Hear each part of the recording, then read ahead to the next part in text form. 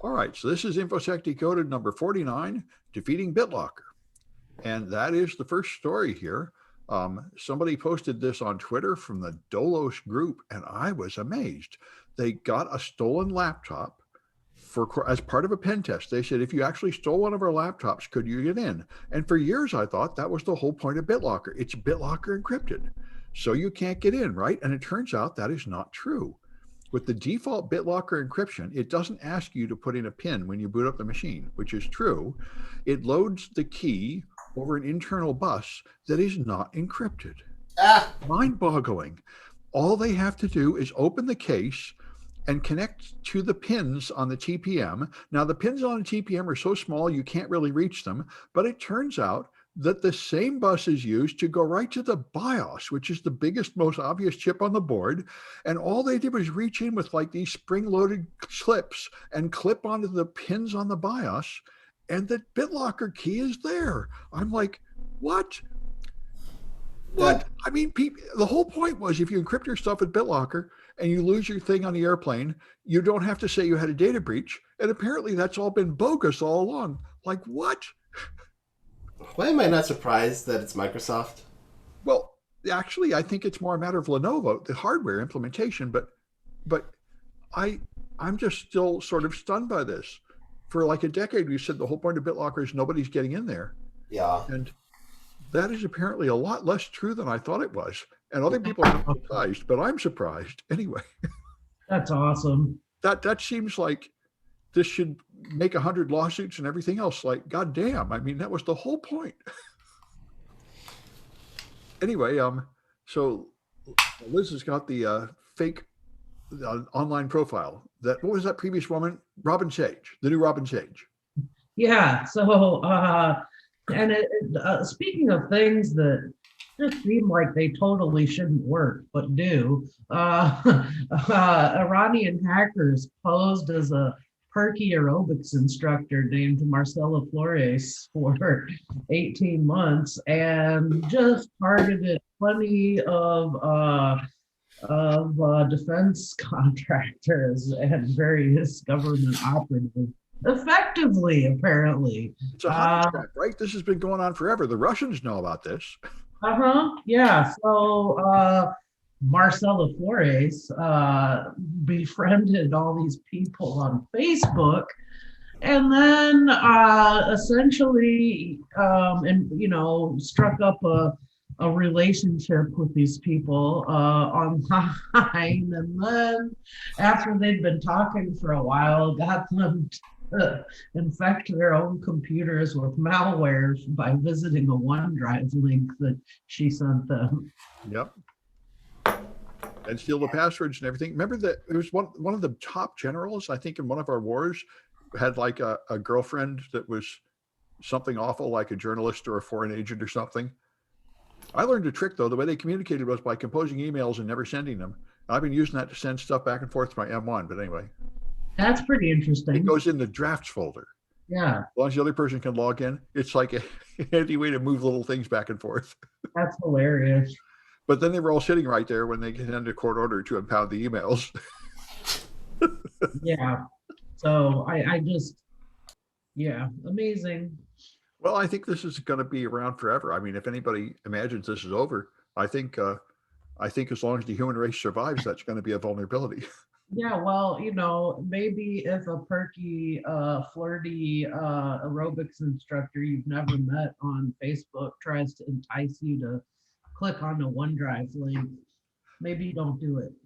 Well, I lived through this like everybody else. There's this fog that comes over the minds of men. It's a vulnerability where I remember I had a friend on Twitter that says, I think this girl likes me and what should I do? And I said, this is what it's like to be moved like a piece on the chessboard by a force beyond your control. And you might as well ask a salmon, you really want to swim upstream to have your flesh rot off and get eaten by a bear? And he'd say, oh yeah, I'm making this choice. This is what I really want to do. You really have not much choice in these matters. Anyway, so Irvin is going to get Burp Certified, which sounds pretty good. This sounds great. I think it's great that Well, first of all, the Web Security Academy has been awesome. Yeah, I've been using them. This is great stuff. Yeah, and getting our students to really get some hands-on to the top OWASP top 10 and really use that. And they've done a great job of expanding it and keeping it up to date. Yeah. And now they're adding a certification. It's only $99, so Yeah. it's not even as expensive as CompTIA. But it will prove that you know what you know in the regards to things like cross-site scripting, SQLi, the top 10, being able to identify weak points and all that kind of stuff. I think it's great. And it is valid for 5 years. Which, again, is even longer than CompTIA's, because CompTIA's are around 3 years. Yep. So did you get it? No, I'm not going to get it yet, but it's down on my to-do list. Yeah, maybe I should do it. Yeah. Okay. Neat. All right.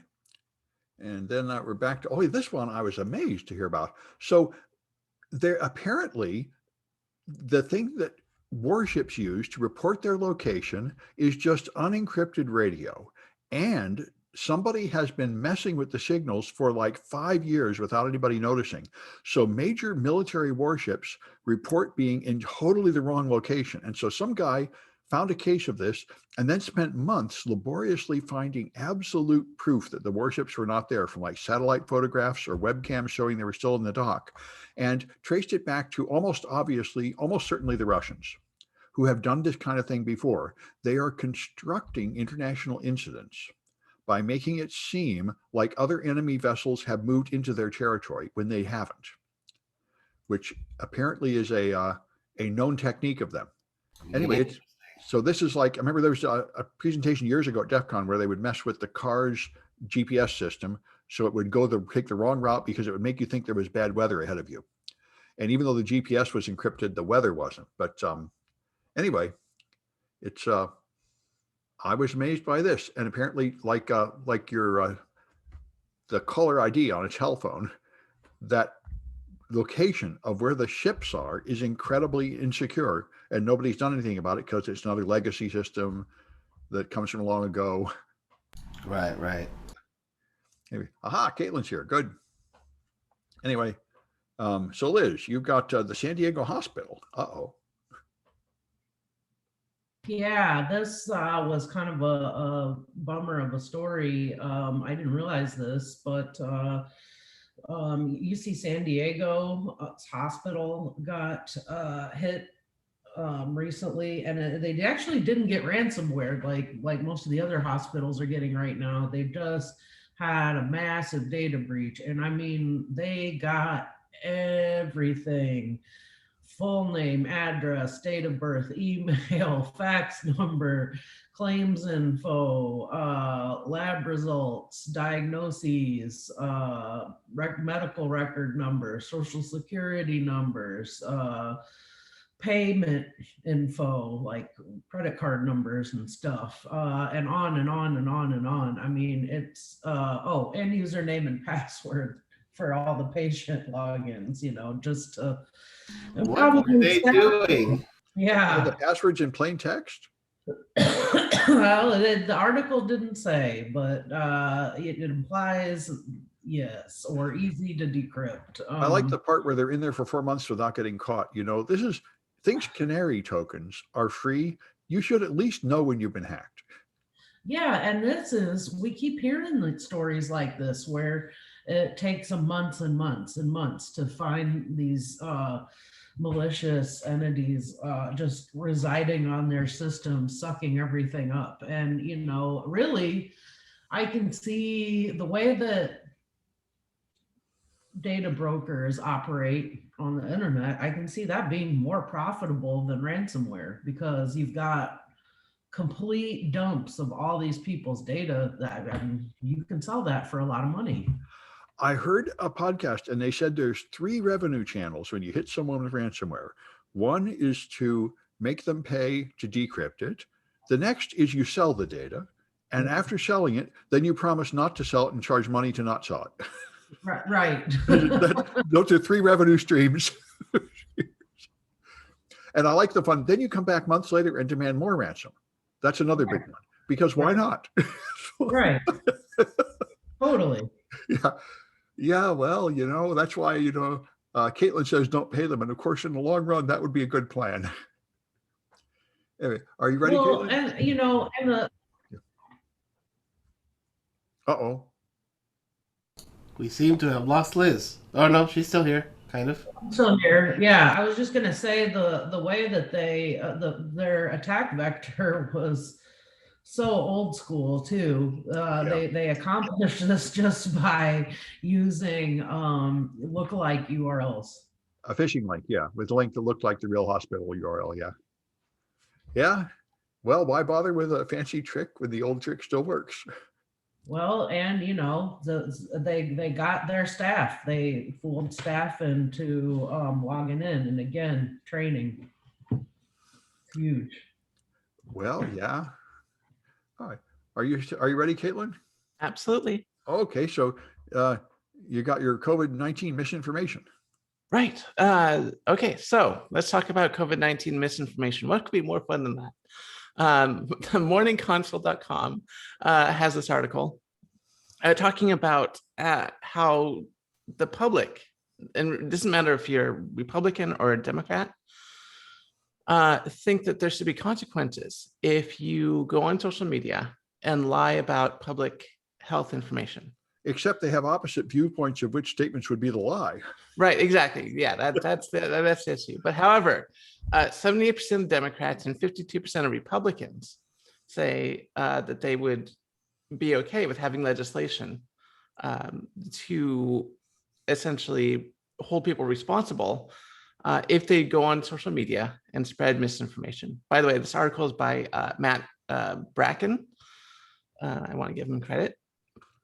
And I just found this interesting because it's not a purely, Democratic or left-winging thing to want to assign blame or inhibit free speech from people being able to lie about public health matters. It seems to be a very bipartisan issue, and it really brings up a lot of ethical questions about whether or not it's okay to prosecute someone for lying. Well, and here's the problem. What's the truth? Right. And, well, I mean, I remember when 5 years ago, I talked to one of my right-wing friends and I said, there's a lot of fake news out there. And he said, there absolutely is all that fake news. The problem is we're talking about opposite things. Right. Yeah, that's one of the big problems, of course, is fake news to one person, is not fake news to another person. And there's very little media literacy out there for people to make informed decisions about whether is or is not trustworthy news sources. So someone might look at something like a trustworthy news source like BBC News and suddenly be like, well, I don't agree with what they're talking about, so it must be biased, without really understanding, where the news stories come from, why they put them out there. There's just very little media literacy to back up these statements. Yeah. Well, all right. And you got another one here, the Boeing Starliner. Oh, yes. So this is actually a double story. Space.com has an article written by Chelsea Goad talking about how the Boeing Starliner, which was going to launch pretty soon, got delayed because something really irksome, very anxiety-provoking happened on the International Space Station. So basically what happened is that there was and I like the term that the article uses, a mishap with Russia's Nauka module. And I probably mispronounced that. Essentially what happened is that Russia sent up a new module to the International Space Station. It docked, and then its thrusters fired unintentionally. And so the International Space Station started tilting out of where it's supposed to be and got all out of whack and stuff. And it was a big what do you do? It was not fun for the astronauts involved. So as a result, now there's going to be some delayed missions, but hopefully it won't be too delayed. Liftoff is now scheduled for August 3rd, so it's just a few days. But it fired for 3 hours? Or no, it didn't fire for 3 hours. I don't know how long it fired for, but essentially it pushed the International Space Station, from what I understand, about 45 degrees out of orientation. Right.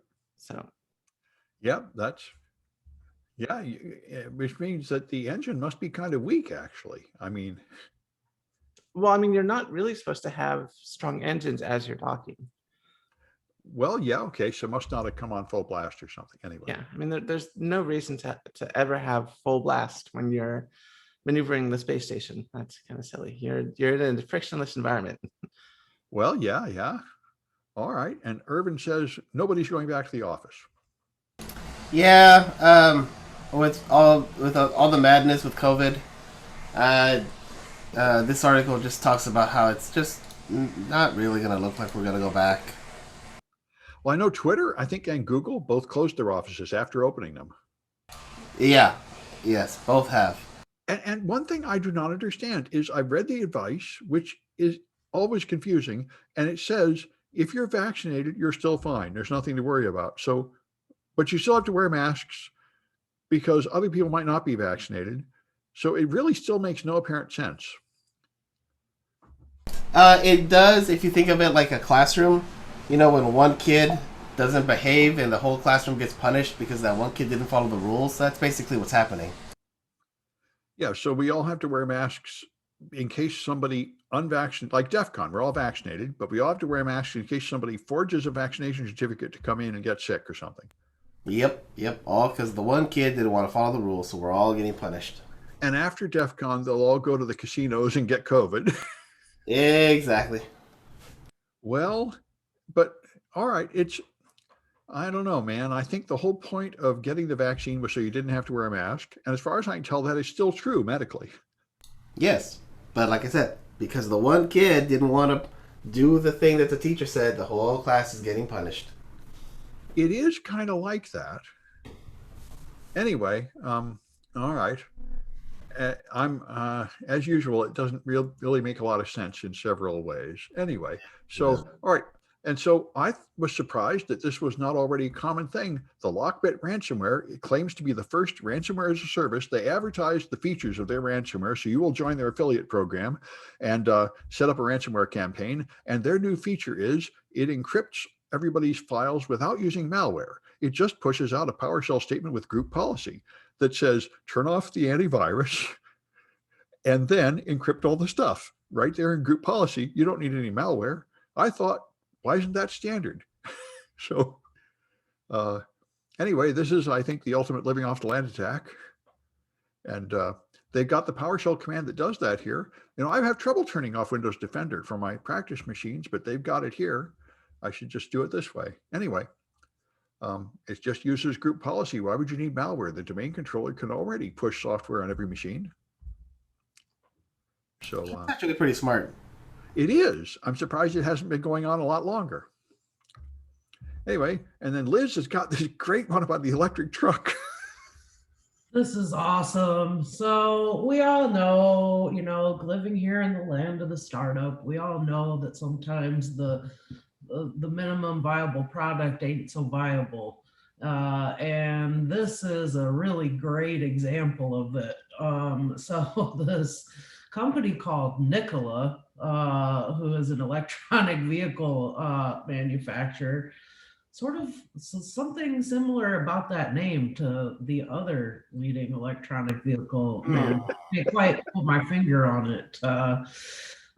They basically sold investors, GM in this case, on electric semi-trucks, and apparently, though, they didn't exactly work. According to the allegations from federal prosecutors in the case against their founder, when it came time to demo these vehicles for potential investors, they towed them to the top of the hill and then rolled them down, and also did stuff like power them from hidden electrical wall sockets. Yeah, which is awesome. You know, it reminds me of Theranos and Elizabeth Holmes, where she got all this money to make this fake blood test thing that just never worked, but they just faked up the demos and fooled everybody. Yeah, this is totally the Theranos of electric vehicles. Yeah, it's an old scam. Just to have a fake product, get their money. Essentially, what everything happens in the cryptocurrency space. We have this great idea. Give me your money, and gee, something broke. And money? Oh, what money? Who are you?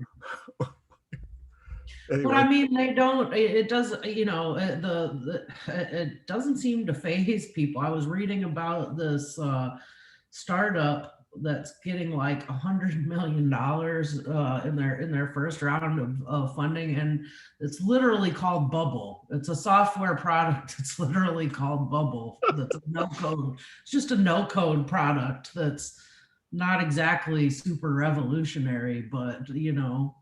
software with no code? That sounds kind of revolutionary. How does that work? Kind of. It's like a WYSIWYG editor, you know, Okay. This basically. reminds me of like serverless computing. Yeah. Yeah, okay. Yeah, well, all right. And then Kaitlyn's got JFrog. Well, okay, kind of. So JFrog has an article. They're the publishers, and they're talking about malicious code in PyPy packages. So when you run pip install, sometimes you're downloading packages that you don't necessarily have any idea of what you're downloading. And so they went through a bunch of PyPy packages, and they found some pretty blatant malware just sitting in there for people to download and put into their projects.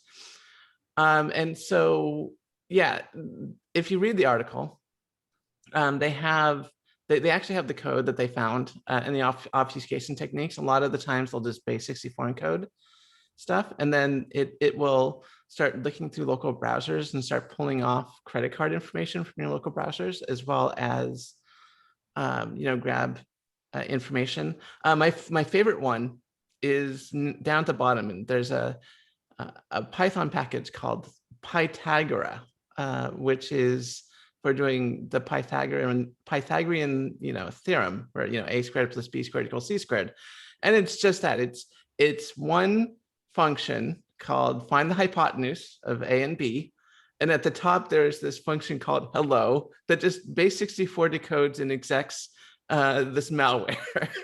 That's the entire PyPy package. Awesome. So who maintains this repository? It's just like an open source. Anybody can put anything up there? I assume anyone can put anything in PyPy. I don't exactly know their policies. That doesn't sound like a good idea. I mean, it's like GitHub. If you can, yeah. I mean, my policy on using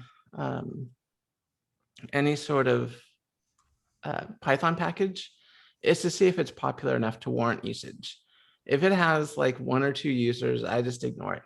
If it's popular and people write about it and there's articles and plenty of documentation, then I'll consider using it. But other than that, I really don't have any advice about how to avoid this. So I guess it's like the Google Play Store, where it's kind of the same thing. You just look at the reviews or something.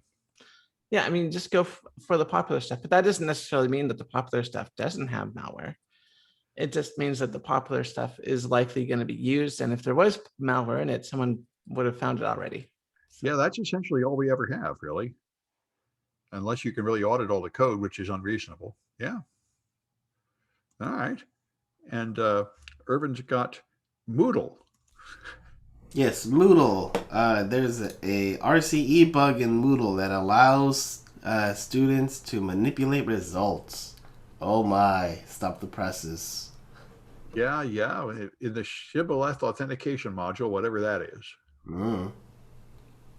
All I know is that if a student is able to do that in one of my classes, you get an A. Well, the problem is they'll then start selling grades to the other students. Yeah. Then they'd get an A if they were in the business department. But there you go. 2 A's in 1. well, yeah. Yeah. So Cisco Neticat is using this. Not Are they? Neticat is on Moodle? Yeah. 2000, the beginning of 2020. Cisco made that switch out of Canvas and made all the Neticat teachers be so mad. I didn't know what the heck they were all grumbling about until they all told me, but they were so mad. And now I see this and I'm like, well, hopefully they'll update their Moodle. Hopefully. All right. Well, that's it. And next week, I think we'll have to be probably, anyway, I think we'll be able to do it on Tuesday, but we're teaching at Black Hat Tuesday. So we'll have to work around that. Anyway. And Friday is DEF CON, so we might not even do that on Friday. Yes, we'll have to make plans to work around these things. Anyway, have a good week, folks.